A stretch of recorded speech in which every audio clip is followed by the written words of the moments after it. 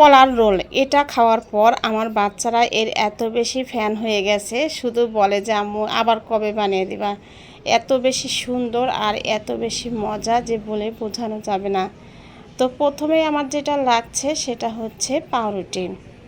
তো আমি 50 টাকার একটা পাউরুটি নিয়ে আসছি। আর মাত্র 10 মিনিট হাতে থাকলেই এটা বানিয়ে নেওয়া যায়।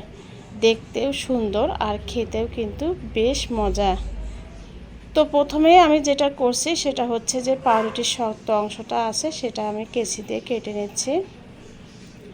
শক্ত অংশটা দিয়েও কিন্তু করতে পারবেন, তবে দেখতে অতটা ভালো লাগবে না। তো শক্ত অংশটা আমি ফেলে দেব। আর এই অংশটা কিন্তু আমি ফেলে দিব না, আমি ব্রেড ক্রাম্ব বানিয়ে নিব। আর না হলে বাচ্চারা এমনিতেই খেয়ে ফেলে অনেক সময়। তো যাই হোক, আমি সরিয়ে নিলাম।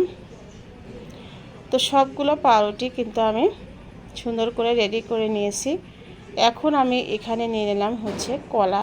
এখানে আমি 4টা সবরি কলা নিয়েছি।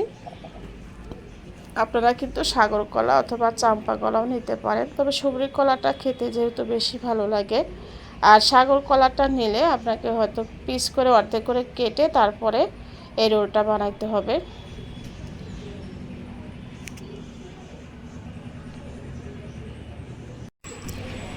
তো কলার খোসাগুলো আমি ছাড়িয়ে নিলাম।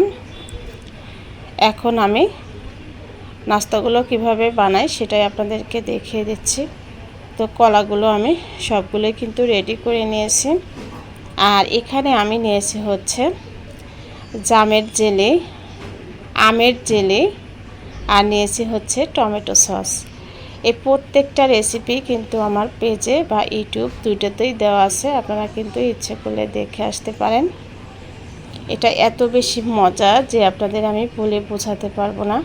আর খুব সহজভাবে আমি কিন্তু রেসিপিগুলো শেয়ার করেছি। যারা আমার ভিডিওগুলো দেখেন তারা হয়তো দেখেছেন যে আমি এই রেসিপিগুলো শেয়ার করেছি। আর এটা এত বেশি সুন্দর আর কালারফুল লাগে।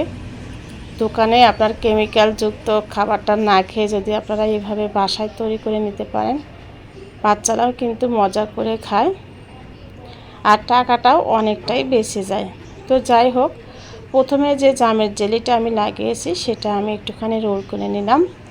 এখন আমি যে আমের জেলির উপরে এটা বসিয়ে এটা আমি রোল করে নিচ্ছি।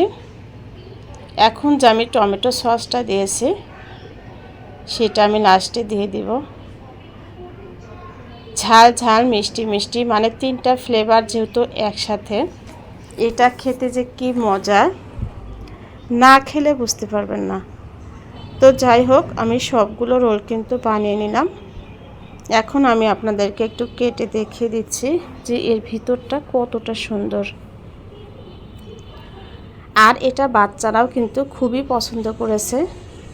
তো আপনারা কিন্তু এইভাবে বাচ্চাদের টিফিন অথবা বিকেলের নাস্তা দিতে পারেন। দেখতেও অনেক বেশি সুন্দর আর খেতেও কিন্তু খুবই দারুণ।